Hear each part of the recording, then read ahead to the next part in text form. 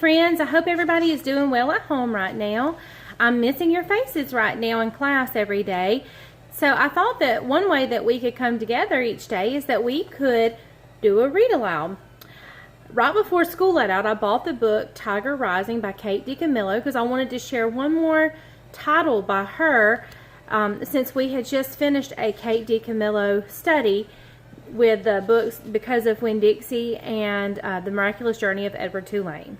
Now before I start reading, remember that Kate's stories typically have a lot of loss and sadness, but they also have lots of love and forgiveness, and there's always an excellent lesson to each story that she writes.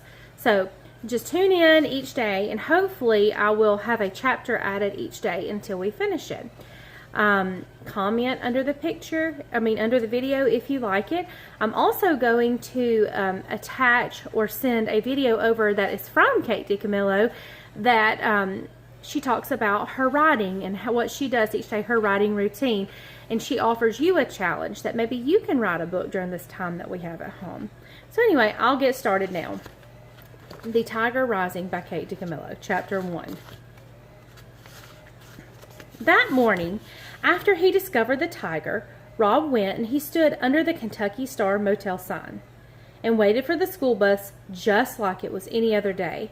The Kentucky Star sign was composed of a yellow neon star that rose and fell over a piece of blue neon in the shape of the state of Kentucky. Rob liked the sign. He harbored a dim but abiding notion that it would bring him good luck. A lot of times people think stars bring them good luck. Finding the tiger had been luck. He knew that.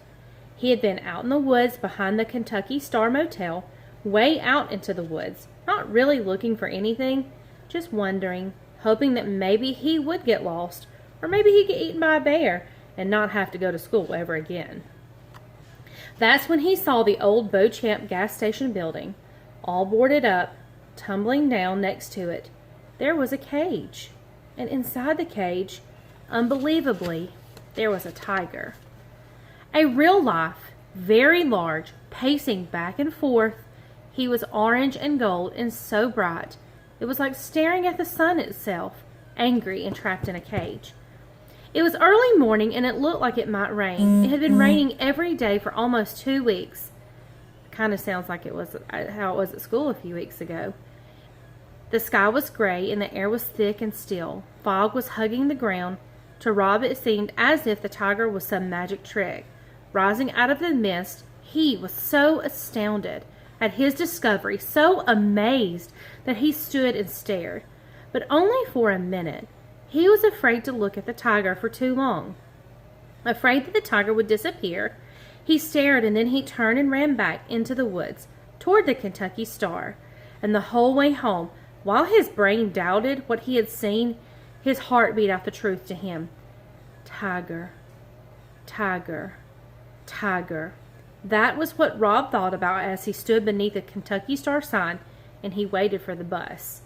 The tiger. He did not think about the rash on his legs, the itchy red blisters that snaked their way into his shoes.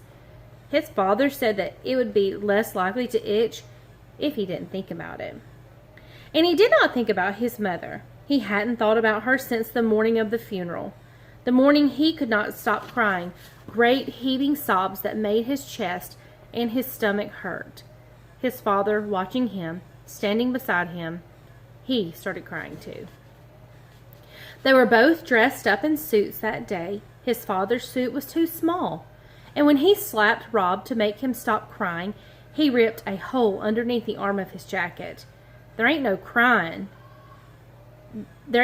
of crying, his father had said afterward. Crying ain't gonna bring her back. It had been 6 months since that day. 6 months since he and his father had moved from Jacksonville to Lister, and Rob had not cried since. Not once. The final thing that he did not think about that morning was getting onto the bus.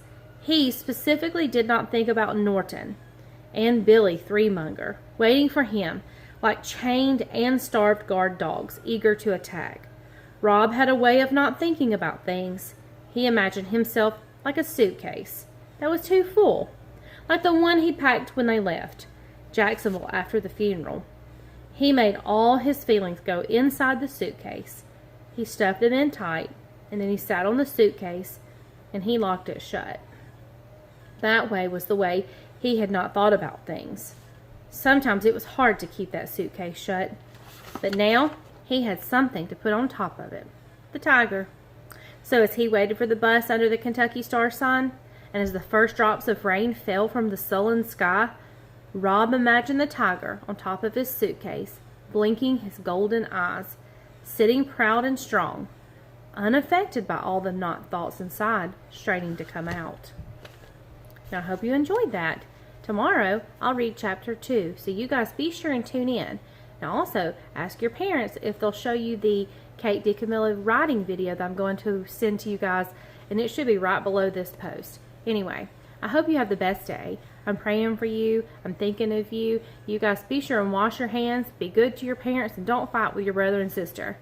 Bye. See you later.